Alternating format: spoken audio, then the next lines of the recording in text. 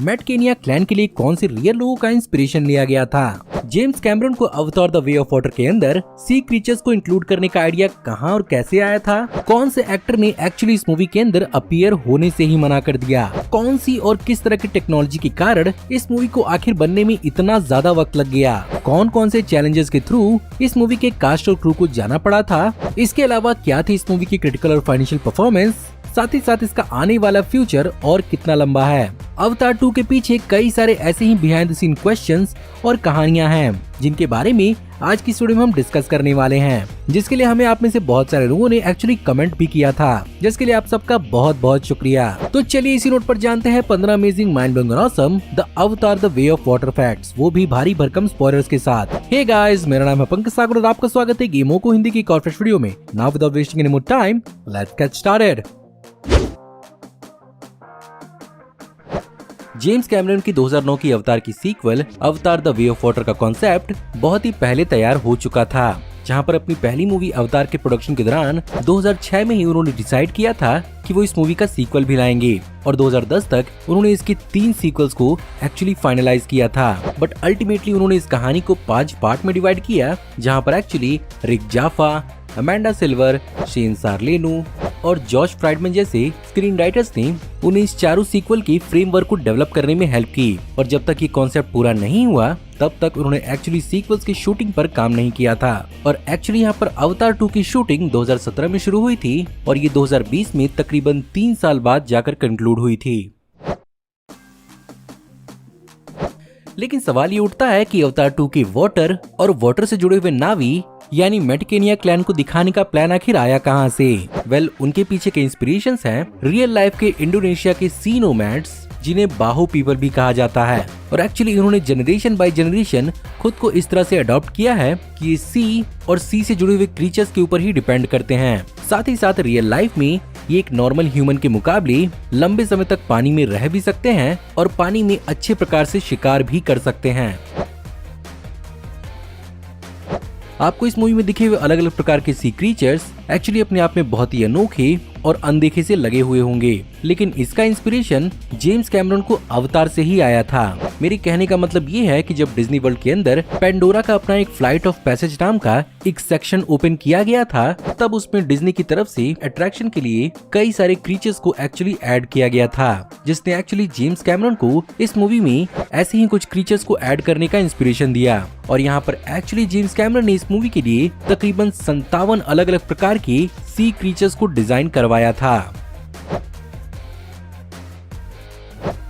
अवतार 2 के अंदर हमें एक्चुअली कई सारे नए एक्टर्स और कैरेक्टर्स को शोकेस किया गया था और हो सकता है कि अवतार की आने वाली फ्रेंचाइजी के अंदर बहुत सारे एक्टर्स एक्चुअली जुड़ना बहुत ही लकी माने। लेकिन एक एक्टर हैं जिन्होंने एक्चुअली इस मूवी में अपीयर होने से मना कर दिया और वो है एडवर्ड नॉर्टन, जिनकी शर्त थी कि वो एक नावी का रोल यहाँ पर प्ले करना चाहते हैं। लेकिन जेम्स कैमरन उन्हें एक ह्यूमन का रोल यहाँ पर दे रहे थे जो उन्हें जमा नहीं, और उन्होंने इस रोल को मना कर दिया। अब आप में से बहुत सारे लोगों ने अपना दिमाग इस तरह से तो चलाया ही होगा, जहां पर आपने ये सोचा जरूर होगा कि 2009 में आई हुई अवतार का सीक्वल आने में आखिर 2022 तक का वक्त क्यों लग गया? इनिशियली तो प्लान यही था कि अवतार का सीक्वल एक्चुअली 2014 या 2015 तक ही रिलीज किया जाना था। लेकिन जैसा कि जेम्स कैमरन एक्चुअली है एक टेक्निकल परफेक्शनिस्ट, उन्हें उस जमाने में कुछ ऐसा करना था जो आज तक नहीं हुआ था, और वो एक्चुअली पानी के अंदर मोशन कैप्चर को करना चाहते थे, जिसके कारण इस चीज को करने के लिए उन्होंने सोनी के साथ मिलकर एक स्पेशल कैमरा रिग को डेवलप किया, जो बेसिकली इंस्पायर्ड था सिनेमेटोग्राफर पॉवेल अचेल के रेड ड्रैगन के 6 के 3D under water camera system से। बस यहाँ पर सोनी के 2 वेनिस 3D कैमरास का इस्तेमाल किया गया था, जो एक्चुअली एक दूसरे से 90 डिग्री पर माउंटेड थे, जिन्हें बेसिकली फील्ड ऑफ डेप्थ और व्यू के हिसाब से एडजस्ट किया जा सकता था। इस अकेले कैमरा रिग का वजन तकरीबन 17 किलोग्राम था, जिसका अपना अलग से 12 एक्सेस का सर्वो पैकेज भी इंक्लूडेड था।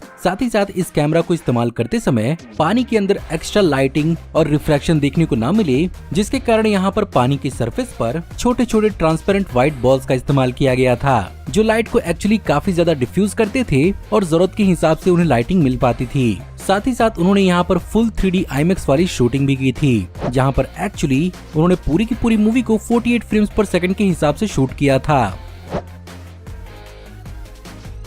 लेकिन असल चैलेंज तो एक्चुअली यहाँ से शुरू हुआ, जहाँ पर initially James Cameron actually real life के मारियाना ट्रेंच के अंदर एक्टर्स को लेकर शूटिंग करना चाहते थे, लेकिन ये एक बहुत ही रिस्की और एक बहुत ही टफ एंडेवर था, जिसके कारण यहाँ पर स्पेसिफिक साउंड स्टेजेस का इस्तेमाल किया गया, जहाँ पर एक स्पेशल 120 फीट लंबा और 60 फीट चौड़ा टैंक बनाया गया, जिसमें एक्चुअली 9,46,353 लीटर पानी का इस्तेमाल किया गया था। और पानी के अंदर पूरी की पूरी प्रोडक्शन की जिम्मेदारी के लिए सारे के सारे कास्ट और क्रू को स्विमर्स और फ्री डाइवर्स के रूप में चुना गया था।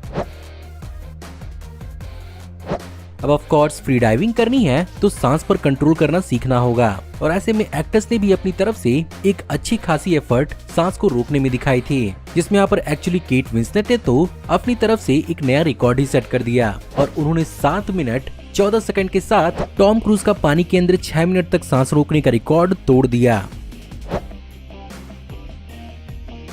पहली मूवी के अंदर डॉक्टर ग्रेस ऑगस्टिन के रूप में दिखने के बाद सिगर्नी वीवर ने इस मूवी के अंदर अपनी वापसी की, जहां पर उन्होंने अपने कैरेक्टर को फ्लैशबैक्स में तो प्ले किया ही, साथ ही साथ उन्होंने अपने ही कैरेक्टर की बेटी की कैरेक्टर किरी को भी प्ले किया था, जहां पर एक्चुअली यहां पर मोशन कैप्चर के साथ साथ डी एजिंग का भी हैवी इस्तेमाल किया गया था। सबसे हैरानी की बात तो ये है कि यहाँ पर सिगर्नी वीवर को जेम्स कैमरन इस कैरेक्टर को 2010 में ही एक लंच के दौरान ही बता दिया था, और इस कैरेक्टर के अपनी माँ से कनेक्शन और बाकी के कैरेक्टर्स के साथ कनेक्शन जेम्स कैमरन ने उन्हें 2010 में ही समझा दिया था। साथ ही साथ यहाँ पर पहले किरी का लुक इनिशियली काफी ज्यादा क्लीन और स्ट्रीमलाइन होने वाला था, जो कि सिगर्नी वीवर को बिल्कुल भी पसंद नहीं आई, और वो यहाँ पर किरी के पर्सनैलिटी और लुक्स को एक ऑकवर्ड टीनेजर की तरह डेवलप करना चाहती थी।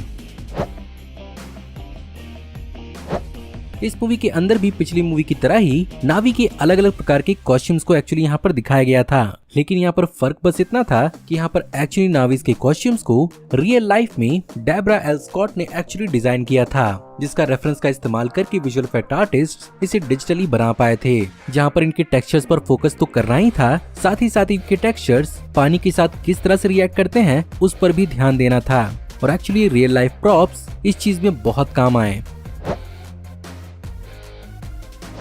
आपने हो सकता है कि अवतार के 3 घंटे की मूवी को बहुत ही अच्छे से एंजॉय किया होगा, लेकिन क्या आपको मालूम है कि एक्चुअली इस मूवी के अंदर और भी बहुत कुछ दिखने वाला था, जिसे एक्चुअली यहाँ पर स्क्रैप कर दिया गया था, और एक्चुअली इनिशियली अवतार 2 के सीक्वल को द हायर ग्राउंड नाम से डेवलप किया जा रहा था, जिसमें तकरीबन 130 पेज की ट्रीटमेंट को यहाँ पर पूरी तरह से जेम्स कैमरन ने हटा दिया। साथ ही साथ इस मूवी का हिस्सा कई सारे बेहतरीन सीन्स भी होने वाले थे, जिनमें शामिल था एक 10 मिनट का गन प्ले एक्शन सीक्वेंस, और तो और इस मूवी के अंदर एक स्पेस एक्शन सीक्वेंस भी होने वाला था, जिसपे नावी एक्चुअली ह्यूमन स्पेसशिप्स का इस्तेमाल करके स्पेस में एक्शन करते हुए दिखते। फाइनली इस सीक्वेंस को एक्चुअली इस मूवी के टाई एंड कॉमिक्स के अंदर रिवील किया गया। अवतार 2 लगभग 192 मिनट्स यानी 3 घंटे 2 मिनट के साथ अपने आप में एक बहुत ही ज्यादा लंबी मूवी है, और ये 1997 में रिलीज हुई टाइटैनिक के बाद 20th सेंचुरी के अंदर बनी हुई दूसरी सबसे लंबी मूवी है। एंड डेफिनेटली जिन सीन्स को इस मूवी के अंदर कैंसिल किया गया था, होपफुली ये इस मूवी का रन टाइम 3.5 घंटे तक भी लिए जा सकते थे। इस मूवी के फिल्मिंग के लिए VFX एक बहुत बड़ा चैलेंज था, जहां पर इस मूवी की कोर विजुअल इफेक्ट्स की जिम्मेदारी यहां पर न्यूजीलैंड की वेटा डिजिटल कंपनी ने उठाई थी, जहां पर एक्चुअली जेम्स कैमरन ने हर शॉट के लिए 500 अलग अलग प्रकार के वर्जन्स को क्रिएट करवाया था। ऊपर से इस मूवी को 48 फ्रेम्स पर सेकंड पर शूट किया गया था। इसकी वजह से वेटा डिजिटल के क्लाउड सर्वर्स पर एक बहुत ही बड़ा स्ट्रेन पड़ रहा था, जहां पर एक्चुअली हर एक फ्रेम 8000 थ्रेड आवर्स जो 3000 वर्चुअल CPUs के बराबर थी, उसके बराबर का डेटा हर घंटे रन कर रहा था, और यहाँ पर approximately total 3.3 billion thread powers का इस्तेमाल किया गया था, और ये एक्चुअली अकेले वेटा डिजिटल के लिए इतना ज्यादा था कि यहाँ पर उन्हें एक्चुअली Amazon वेब सर्विस के साथ पार्टनर करना पड़ा था। साथ ही साथ यहाँ पर कई सारे पोस्ट प्रोडक्शन का काम एक्चुअली ऑन सेट रिकॉर्डिंग और वर्चुअल प्रोडक्शन के दौरान ही कर लिया जाता था, जिसकी वजह से ही एक्चुअली फिल्मिंग के कंप्लीट होने के बाद इसकी रिलीज में ज्यादा टाइम नहीं लगा। साथ ही साथ यहाँ पर एडिशनल विजुअल इफेक्ट्स और CGI के लिए इंडस्ट्रियल लाइट एंड मैजिक का इस्तेमाल किया गया था, और एक्चुअली ये मूवी पूरी तरह से कंप्लीट हुई थी 23 नवंबर 2022 को। बात अगर की जाए इस मूवी के फाइनेंशियल परफॉर्मेंस की, तो ऑफ कोर्स इस मूवी ने अपनी पिछली मूवी के लेगेसी को मेंटेन किया, जहां पर 350 से 460 मिलियन डॉलर्स के साथ ये मूवी दुनिया की one of the most expensive movie भी बन चुकी है और इसने अपने ओपनिंग वीकेंड के साथ ही अपने बजट के आसपास यानी 441.7 मिलियन डॉलर्स कमा लिए थे और ये दुनिया की 11वीं सबसे बड़ी ओपनिंग करने वाली और कोविड के दौरान तीसरी सबसे बड़ी ओपनिंग करने वाली मूवी भी बन चुकी है। और तो और इसने 14 दिन के अंदर अंदर अपना 1 बिलियन डॉलर्स का भी मार्क क्रॉस कर लिया और अपने आने वाली 40 दिन के अंदर अंदर इसने 2 बिलियन डॉलर्स का मार्क क्रॉस किया। और रिसेंटली हमें यहाँ पर इस मूवी के खर्चे और एस्टिमेशन के बारे में बताया गया, जहाँ पर अप्रोक्सीमेटली 1 बिलियन डॉलर्स के आसपास इस मूवी के मार्केटिंग और अदर खर्चे हुए हैं, जिसके चलते 2 बिलियन डॉलर्स के साथ अपना एक प्रॉफिट मार्जिन भी मेंटेन किया। वहीं पर बात की जाए क्रिटिकली तो इस मूवी की कहानी को तो उतना कुछ खास अच्छा रिस्पांस नहीं मिला, लेकिन वहीं पर ऑडियंस और क्रिटिक्स ने इस मूवी के विजुअल इफेक्ट्स की बहुत ज्यादा तारीफ की। वहीं पर अवार्ड्स की बात की जाए तो इस मूवी को 95th अकेडमी अवार्ड के अंदर बेस्ट पिक्चर, बेस्ट साउंड और बेस्ट प्रोडक्शन डिजाइन के साथ साथ बेस्ट विजुअल इफेक्ट्स के लिए भी नॉमिनेट किया गया था। साथ ही साथ इसे बेस्ट मोशन पिक्चर ड्रामा और बेस्ट डायरेक्टर मोशन पिक्चर के लिए जेम्स कैमरन को गोल्डन ग्लोब अवार्ड्स के अंदर नॉमिनेट किया गया था। वहीं पर अगर बात की जाए अवतार के सीक्वल्स के बारे में, तो अवतार की आने वाली तीसरी, चौथी और पांचवी मूवी 2024, 2026 और 2028 के लिए कंफर्म हो चुकी है, जहां पर अवतार 3 एक्चुअली अवतार 2 के साथ ही लगातार शूट की जा रही थी, जहां पर एक्चुअली अवतार 3 के अंदर हमें नए नावी के ट्राइब ऐश पीपल को दिखाया जाएगा, जिनकी लीडर एक्चुअली यहाँ पर ऊना चैपलिन दिखने वाली हैं। इसके बाद अवतार 4 के अंदर हो सकता है कि हमें यहाँ पर 6 साल का एक टाइम स्किप दिखाया जाए और यहाँ पर एक्चुअली चाइल्ड एक्टर्स के बढ़ते हुए एज को देखते हुए यहाँ पर अवतार 4 के अंदर चाइल्ड कैरेक्टर्स की कई सारे सीन्स को एडवांस में ही शूट कर लिया गया है। साथ ही साथ पांचवी फिल्म एक्चुअली 22 दिसंबर 2028 के लिए स्टेटेड है। इसमें प्रोड्यूसर जॉन लैंडाउ के हिसाब से नेटेरी एक्चुअली हो सकता है कि अर्थ को विजिट करे और इसके बाद हो सकता है कि ये पूरी की पूरी फ्रेंचाइजी एक नया टर्न ले या इस फ्रेंचाइजी को सॉफ्ट रिबूट किया जाए। सो गाइस, ये थी 15 में माइंड ब्लोइंग ऑसम द अवतार 2 फैक्ट्स। मैं उम्मीद करता हूँ कि आपको आज की वीडियो पसंद जरूर आई होगी और अगर आपको आज की वीडियो पसंद आई हो तो प्लीज वीडियो को लाइक जरूर करिएगा और कमेंट्स में आप जरूर बताइएगा कि आपको इस मूवी के बारे में और क्या क्या मालूम है। हमारी आने वाली ऐसे ऑसम वीडियोस को देखते रहने के लिए हमारे चैनल को सब्सक्राइब करिए, बेल वाले आइकन को दबाइए और हमारी वीडियोस को बिना मिस किए एंजॉय करते रहिए। और अगर आप चाहें तो इस वीडियो के लिंक को अपने दोस्तों के बीच में जितना हो सके उतना शेयर करें। Thank you for watching, see you in the next video. Till then take care, good bye.